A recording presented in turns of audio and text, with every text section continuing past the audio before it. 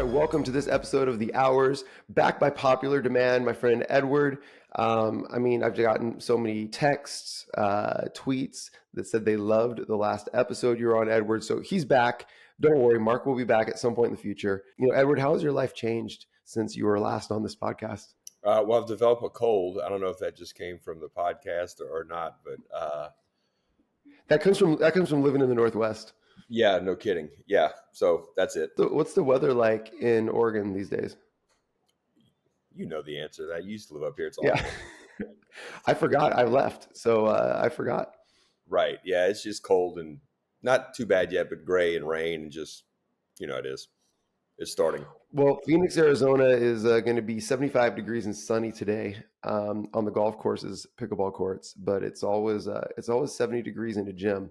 So I think that's why we spend so much time there. Exactly.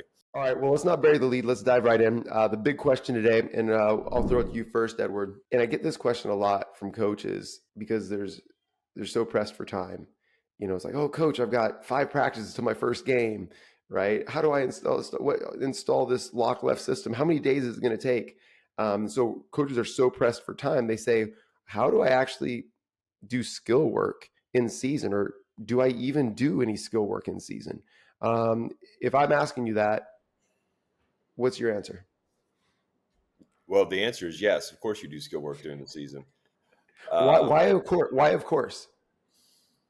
Because without doing it, you're saying how we do things now and the rate in which we do things and the level of success in which we do things is how it's going to be all year, which means we have to either play bad teams or good teams we play have to play poorly. You're cementing in your ceiling right away. And I think there's a lot of detriment to that. I think like just culture-wise, in terms of the culture you want to have of development, of players striving to be better, if they feel like I'm not going to get better and this is the fate of my season in November or December, I mean, man, that's a long road to march. That's a long road to march. So I think it just creates some apathy. I think, the stuff we say we want as coaches in terms of like competition and ownership and accountability and, showing up extra, doing more, all those things. I mean, that's all player development. So the short answer would be yes. And that's why. I think it's for me, I think it changes during the season in terms of what type of player development you do. I think it needs to be a little more defined to what players are doing to star in their role. I think a couple of things that never go out are being able to shoot, being able to finish, being able to make 1-second decisions, being able to advance the ball, I think a thing that we don't talk about enough, and us being like the basketball community, is during the season, you can still raise IQs. It's not just about like executing sets. And I think you can take time off of people's bodies by being in the film room more, watching more film, talking more basketball. And then that folds right into do you have a common vocabulary? Because if you don't, development's going to be really hard to get because everything's going to be reactionary. And I would say that's the other point I wanted to make, which is, don't make skill development reactionary. Like as a coach right now, as your season, as we sit here at November 14th, you should probably know the areas in which your players need to develop to help you do what you're going to do. And that should be systematized. And, you should have a plan from now to Christmas to attack that. And a little bit over a long time equals a lot. Yeah, that's really the last thing you said. A little bit over a long time equals a lot. If someone wants to run a marathon on day 1, you don't go run a marathon. On day 1, you put your shoes on, right? And a little bit over. Where I think a lot of times as coaches, we have a misconception that it has to all be now. Nothing that is really valuable was built quickly. Okay, let me build on a couple of things that you said. I have 3 reasons, and a lot of it is going to summarize and tweak a little bit what you said. 3 reasons why you must focus on player development in your season.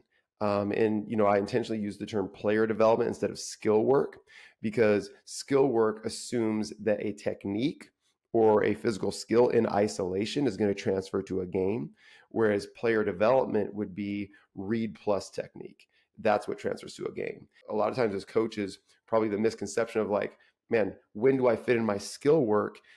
Let's define the terms. Not very useful definition would be stationary ball handling would be skill work, or partner passing would be skill work. Just pivoting with against no defense would be skill work. Or I see a lot of times people post on Twitter, coaches post on Twitter, must have fundamental drill, and there's like lines of players dribbling out, jump stopping, pivoting, passing back to the line, and running back. And people think like that's skill work. And you know what? That probably is skill work, like the small skill work. What Ed and I are talking about is player development, which is read plus technique specific to your role within your offense and defensive systems in order to make the sum greater than its individual parts. I think that's the difference. This is a whole different topic, but the basketball calendar is crucial. And if you're doing skill work, what Tyler's talking about in November, I hate to tell you guys all this, it's too late. It's too late, which dovetails into the whole AAU problem and how we're wasting our time playing all these games and yet still having the same skill deficiencies. So, for lack of a better term, coaches, you kind of got to play the hand you're dealt once you hit November. And what player development is how do I take the cards I have and still play the best hand? Right? You can't change the cards. I mean, maybe a little, but that's on the kids to really do on their own. And if they haven't done it before November, now that the schedule is here and it's live and the time is even more constricted, the chances of them going uproot a skill that they've had for X amount of years in that short of a window is just not worth the time spent, right? So again, it's about where it falls in the basketball calendar. And for this time of year, it is about playing the cards you're dealt, which is player development, right? Like how does my skill set fit with all the other cards in the hand?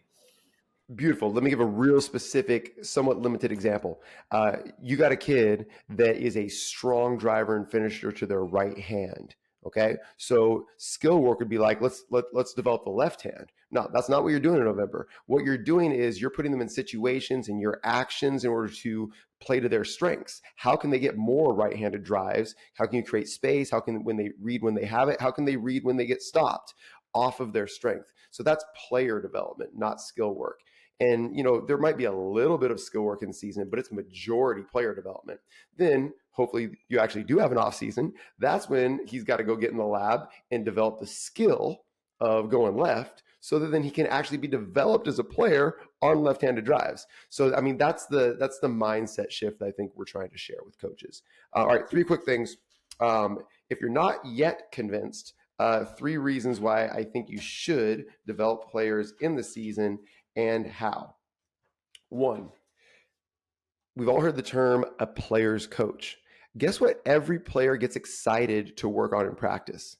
Their own game. They love it, right? So if everything that we're doing in practice is like we're walking through sets and doing team, defensive shell work, well, of course, players can get bored in practice and kind of burn out. But when we say, hey, it's time for you to get better, they're like, oh, let's go. They look forward to it. So a player's coach is one that does step into a player's perspective and try to leverage the motivations of your players to get you to where you're going as a team. And Edward and I were actually talking offline about feel. Okay, that's a big part of feel. 2, the quickest way to a better team is better players. The quickest way to a better team isn't better plays, right? If you have 2 teams and one's way more skilled, the players are better. It doesn't matter what you run. The team with the better players is going to win. So if we stop developing our players, well, you're never going to get better. To Edward's point. And lastly, it will change your approach as a coach if you start to think of how can I improve our team by improving the individuals, as opposed to how can I improve our team by improving what we look like as 5 people out on the floor, right? So like if all of a sudden we have incremental improvement on each individual player, the product will be better, right? But if we approach it as like, oh, I need players to be in different spots, if we need to run different plays, well, that's going to actually limit how quickly you improve. So that's why you should continue to focus on player development within the season. Tyler, I know you talked about this a lot through different platforms in different ways. But a couple things I wrote down is, if I was trying to listen to you to contribute, but also try to put myself in the mind of a coach listening to this. And it could seem like a lot of the stuff we're saying. So I would tell you a couple things, coaches. One, simplify everything. I know Tyler has probably talked about that a ton on different platforms and different mediums, but simplify everything, right? And what we're saying is a lot of things, but you can actually simplify it. So I would tell you guys as coaches a couple things. Like one, like what's the goal of what we're doing, right? And let's use Tyler's example of the kid that can only go right, for instance. Like the whole goal is, can, when he catches the ball, make a 1 second decision to either keep or get or maintain an advantage. Like everything has to be taught and built towards a goal and a concept, right? So if you don't have concepts down, it's always going to be reactionary, and therefore your lack of skill development impedes your, like, is a like roadblock to your player development. You have to have those things figured out. And then, like I said, like earlier, like what's the goal? Um, you ask a room full of players. I just got back from working with a couple teams out east, and I asked them, I had like 4 or 5 teams, like, what's the goal of our offense? And they all said to score. And I looked at them like, okay, really? And they're like, wait, no, it's not to score. It's to get a, like, and they don't understand the goal. Like the scoring is the result, but they don't understand the difference between a result and a goal. Um, so like the goal is to get an advantage and to get a shot we like, and then after that, it's just basketball math, right? We either win or but that's the goal. But if I think the goal is to run my player, if I think the goal is to get a good shot, well, then good shot then makes it. Have we defined what a good shot is? It's like, so do we even know? Like, I think a good shot is X, and you think a good shot is Y. Then, so again, I think it just comes back to concepts, really simplifying what you have, and then living with results. Okay, let's get real specific. You have a 90-minute practice in season with your team. What percent of that practice would be player development as we've defined it, right? Not skill work, but player development. Of 90 minutes, Yeah. Or yeah, I guess you could say percent or how many minutes of 90. That was a bad 70, question. Yeah.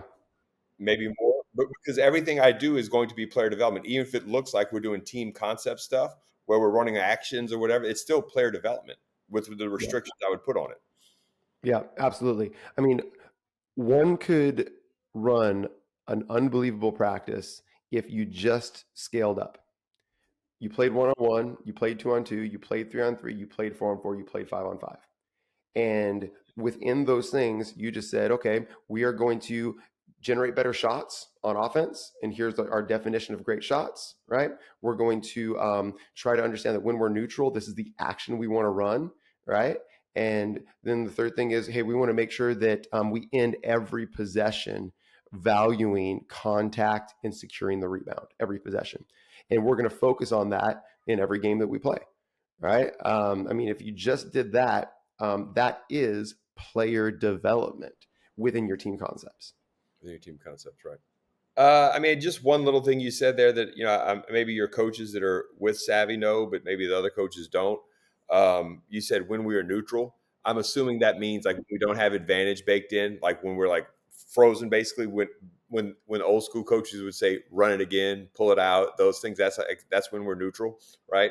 Yeah, no, I appreciate you defining that for everyone. Absolutely. Yeah. So at Savvy, we teach, hey, there's two phases to offense, neutral and advantage. Right. And so, yeah. And so and then that triggers something. Advantage, nothing stops the ball from moving. We're making our 0.5 decisions, shoot it, drive it, move it. Right. That's what advantage equals dominoes. Dominoes is we got to knock down the next domino. Nothing can stop the dominoes from falling. Right. And then neutral at Savvy, we say neutral equals action. And that action is intended to create an advantage. The difference that we define between actions and plays is plays are for shots, actions are for advantage. And they'll look very similar, but it's like you said, it's the difference between a goal, right, and what we're trying to get as a principle of play or a process. Yep. So coaches that are listening, part of player development, we're talking about the difference between skill and player. Part of player development is by just pick a random date. Let's just call it Christmas. Your whole team should be able to say that, Yeah. right? Like your whole team should be able to say that. And here's how they say it. They don't say it answering it to you in a test. They say it by watching film. Oh, we're neutral right now. Look at the action we went to. Hey, we had advantage built in and we stopped. Like that's player development. If they can start to identify that, they can start to play that way. But until they can identify that, sitting down in a relaxed, out of the emotional environment of playing, until they can identify that, you're always going to be behind. And as a coach, you're always Yeah. going to be frustrated because you. So that is player development. If your team can collectively say that in unison by Christmas, you have a shot to have a really successful season. And coaches, you can do it. You can do it. I was coaching my daughter's third and fourth grade little girls team. And my other daughter and a bunch of her teammates on our fifth and sixth grade team were on the bench watching. You probably had like 5 girls from the fifth and sixth grade team watching our little third and fourth graders. And I call a timeout, and all the fifth and sixth graders, including my older daughter, are like, "I got this, Dad." And they're like, "Girls, when you're neutral, run an action." They're and it's crazy. I mean, it's just like, but like they don't know any better. That's how they've learned basketball. And it's not like they're good at it at that age, but at least they have the lens of what we're trying to do, and they can see it from the sideline. Obviously, they might not be able to pass and catch the ball very well yet, but they know what they're trying to do. Right. That's Yeah. it. No. So that was fun, and so that I felt like I'd done my job. You know, You like have. I've taught my children to be kind and run actions. Good father. Yes. That's all you need. Yeah. And then my daughters went home and fought, so then I felt like a bad father. You can't have it all. Can't have it all. Can't have it all. All right, let's go with a couple of questions. How would you go about electing captains? You're the head coach. You get a call from LSU, and is that your dream? Would that be your dream job? What would be your dream college job? Man, I don't know if I want to. I don't know if I'd want to dance in college, man. You have to coach one season of college basketball. Oh, Which one would you take? yeah, I'd probably go home. Yeah, yeah. Okay, so LSU, you're head coach of LSU. How do you go about electing captains? Maybe this is a little optimistic of me and unrealistic, but I'd like to think I could do it. I know I could do it. I wouldn't have any. Yeah, I just think it's a little outdated. I think there's as a natural um, detachment from responsibility for people that aren't captains. I think ideally you want a culture where everyone's accountable, where everyone has a say, where everyone's voice at some point has weight relative to situation. And I think that you being voted something doesn't guarantee your actions, and you not being voted something doesn't absolve you from action. So I just think I want, and I think basketball lends itself to that, with 12 people, 15 people on a roster versus football and other sports that have more. So I think you actually could have that. And I think I want everybody's voices heard. And I think the struggle that you would have early with that in knowing when and where to say things and how, I think is part of the growth you need to develop culture. So I would like to not have any, because look, you and I have gone to thousands of basketball games where we didn't know necessarily most of the people, but any of the people playing. Did you ever really need to know who the captains were? You could tell. I Not mean, once. not once, So, yeah, that would be my answer.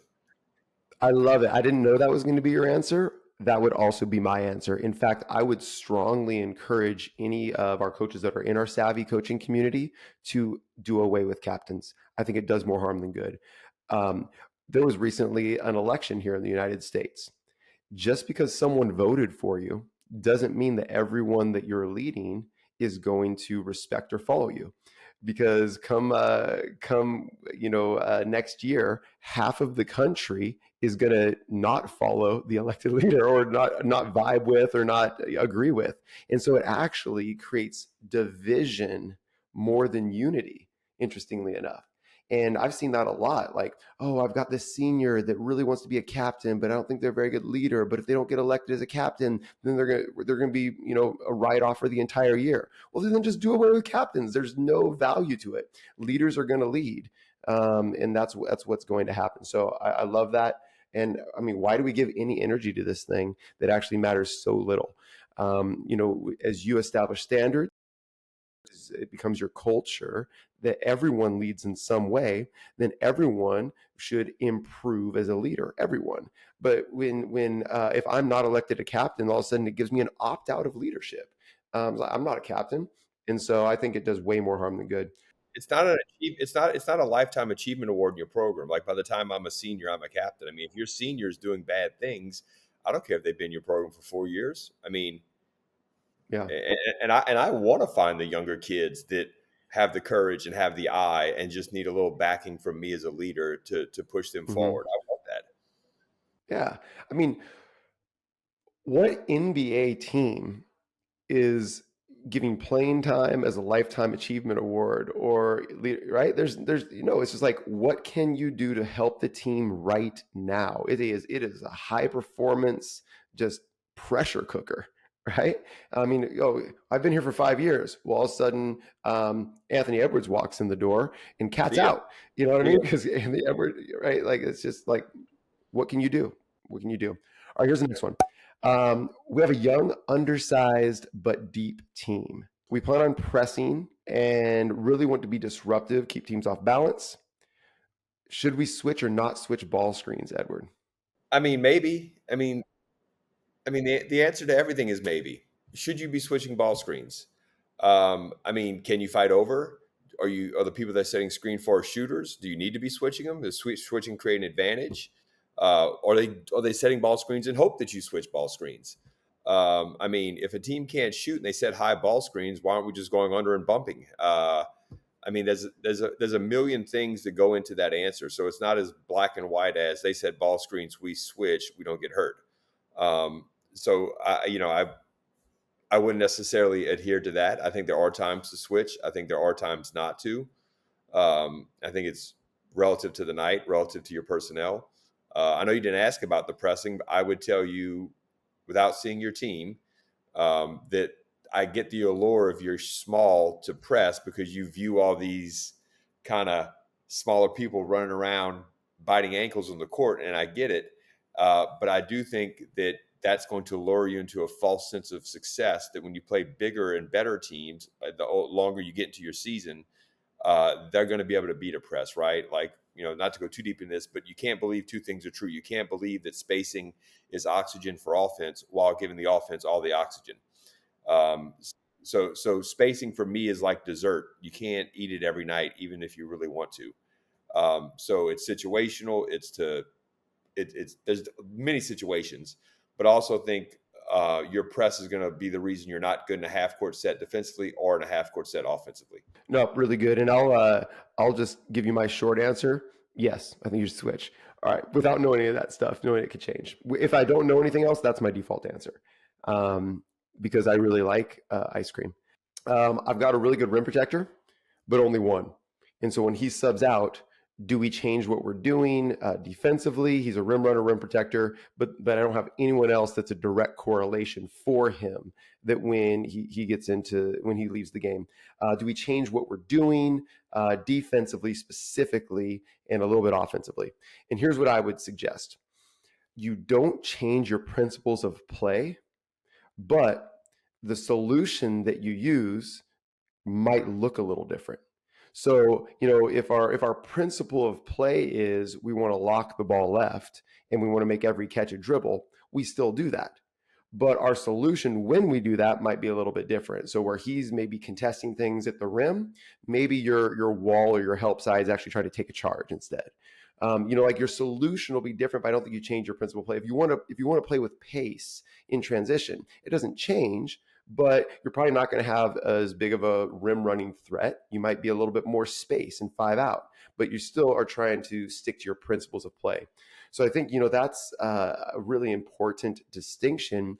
And we talk more about modern coaching, or what we talk about is like a conceptual offense and defense. Is, hey, we're attached to concepts, not necessarily specific solutions. Right? Your concepts don't change, but your solutions can be interchangeable based on who's available and on the floor, who you're playing against, what your strengths and weaknesses are. And once you embrace that fluidity, you're going to see solutions that you probably never saw before. Right? We've all heard the phrase that like everything looks like a nail to a hammer. Well, when you're conceptual, you're not a hammer, you're a weapon, right? And that weapon can look like anything. Very similar to Tyler. If you have someone that has a specific skill set, whether it be physically or skill wise, you do not change what you're doing. You edit that player's role in it, right? So if we're running, to coach, to your question, right? If we're running whatever defense, and I have this player that has this unique skill set, it's easier for me to edit. Hey, rim protector, I need you to not do this and to do this instead because this is what your skill set gives us the biggest advantage.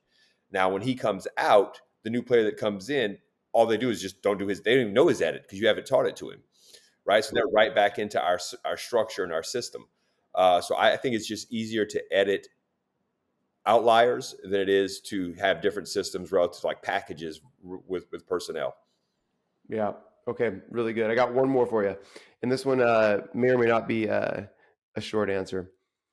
A team that's struggling with over dribbling. Let's say you go in and work with a team, or you're doing some consulting for a coach, and he's like, "We're over dribbling. Like we just have over dribbles, over dribbles, over dribbles." What would be a couple of ideas you might give a coach to help them, or what you might actually work with on a team in a training session to help them eliminate over dribbling? Yeah, that's a really good question. First of all, I'd want to know what over dribbling is to that team because there's a difference between over dribbling and keeping your dribble alive, right? Hmm. Like, Let's assume for a moment. Let's assume for a moment it is every catch is a dribble. Every catch is a dribble. So it's like the first dribble more. Yeah. yeah. So then, first thing I would do is teach reads, how to not decisions, reads. Can they make a space read with their primary defender to know what the option is, right? And secondly, so after we teach reads and space with primary defenders on catches, our catch reads, we teach what is the point of a dribble, right? A dribble is used. So there's two ways to attack, right? You can attack ball in hand, which is I have the ball in my hand and I need to get a pre-dribble decision. Or I can have an attack where the ball's already on the floor and now I need to get a pre-downhill decision, right? So if you're talking ball in hand, we need to teach A, to make the correct space read, and then B, equip them with the skills to get a pre-dribble advantage. And all that's done under the concepts and the ideas that the dribble is used to attack space has been created, right? The dribble is used to attack space has been created, not to create space. Beautiful. And I'm actually going to jump ahead to our Teach Better segment right now because what Edward just did will help us all teach better. Common mistake, over dribbling. We say don't over dribble, right? That was common. What Ed just did was he responded with teaching what to do instead. He equipped them with another option. Players will use the tools that they have. When they catch, the tool they have is, well, I'm not sure what else to do, but I do know how to dribble. They'll use the tool that they have. Edward just gave you the teach better, which is give them a different tool and they'll find a different solution. And if we see a negative outcome like over dribbling, what we then can take as feedback is we have not yet equipped them with a better tool. And so let's teach. So to teach better, you have to recognize, you have to teach the do and not just point out the don't. I mean, Edward talk about AAU. I'm in this AAU world right now as our club teams are playing in tournaments all the time. And I'm sitting on the bench and like 99 90% of all words coming out of most coaches' mouth in this world is, what are you thinking? Don't do that. Don't take that shot. I just told you to do something different. Like it's commentary. It's just commentary on what is happening and frustration with what's happening. And that is telling on yourself as a coach. If you're commenting on the things you don't like seeing, you're telling on yourself that you don't know how to teach or you haven't taught yet. So I think that is just wonderful what you pointed out. You just did naturally. That's how you teach better. All right, let's go game of the week, and we'll finish up with this one. The game of the week is play more one-on-one. And in a second here, Edward, I'll ask for any of your favorite one-on-one type of games, constraints, where it starts, what you would teach within it. One of the things that my college coach got right, in many ways, my college coach was as old school as it goes. I got him like 2 years before retirement in his late 60s. He had won multiple national championships. We ran a 3-out, 2-in, play through the post offense, like slow it down, set it up. So, in many ways, he was very traditional. But in his practice planning, he was very progressive. We played one on one for at least 20 minutes every practice. Every practice. We like even in like anyway, I won't go into all the ways he was progressive. We played one on one every single practice with a different focus of or emphasis. It might be a defensive one, it might be an offensive one, it might be a dribble limit, it might be from a certain spot on the floor, it might be at the time limit, it might be with different points constraints. And I would say that one-on-one is underutilized as a teaching game. So we want to equip you with a way you can maybe go and put one-on-one into your practice right away. So Edward, how would you do it? What's one one-on-one game that you think coaches could use? What are you doing and where are you doing it from is the first thing. So it's not as simple as give me the ball and start playing. I mean, it could be, but I would tell you, like, if you have players that need to make, let's just piggyback off that coach with the over dribbling, right? So I'm going to go one-on-one from I catch it on the wing, you hand me the ball, or I come up and off a cut and catch. You know, I already have movement baked in. I have to get a pre-downhill read or advantage, and I have 3 dribbles. That's it. And we're just playing after that. Now, coaches, if you hear that and you're going to start to do that, literally throw your whistle away. Don't stop anything. Like, just let them get countless reps with that, because the first however many reps until it's not are going to look terrible. They're just going to look terrible, and they're supposed to, right? You give them the constraints, you have taught it, you've repped it before, and then just let them find it. Let them just play through it. So that'd be one. And you can do that with everything, right? You can do that with ball on the floor moves. You go, hey, you have to work your hesitation dribble and then play out of hesitation. You have to play out of whatever it is. So I would say, what are you doing? And what are you doing is working jabs, shot fakes, wiggles, or are you working, hesitations off ball on the floor? And then where are you doing it from? And then what are the restrictions around it? Yeah, beautiful. And I would suggest that you take Edward's advice from a couple of weeks ago when he talked about surgery. That was the term he used, right? It was yeah. So don't blow the whistle, throw it away, let it happen, but then just go and perform surgery. Like there's going to be observations, there's going to be learnings, and then share them on the debrief, and then do it again. Do it again next practice. Do it again in the same practice. I don't know, but like more surgery and less stopping is huge. All right. Edward, tell if coaches want to find you, want to hear more from you. Obviously, you're going to keep being a regular contributor here. Where can they find you if they want to go deeper with you? Yeah, easy. Just courtsessions.com is where we are. Yeah, easiest way to get me. Well, as always, thank you for spending the hours here with us. If you haven't heard this before, the vision of naming the podcast The Hours was it just takes a lot of time around like-minded and greater-minded people to develop. And, generally your journey is going to be the sum of the people you spend a lot of time with. And so we want to spend hours with you. We thank you for spending hours with us week over week. I listen to podcasts in the car all the time, and I just find myself regurgitating and saying the things that I hear. And we thank you for investing with us. We hope that this can influence what you say and what you see as we all try to get more savvy. We try to get more expert, have more mastery of what we love, which is teaching and leading and coaching. So Mark shared a lot of times that like a coach, like an old school horse and buggy, a coach, it gets you where you want to go. That's what a coach is. A coach helps get you where you want to go, and I love that. And that's what we're trying to be at Savvy Coaching. And Edward, appreciate your time. And until next time, stay savvy.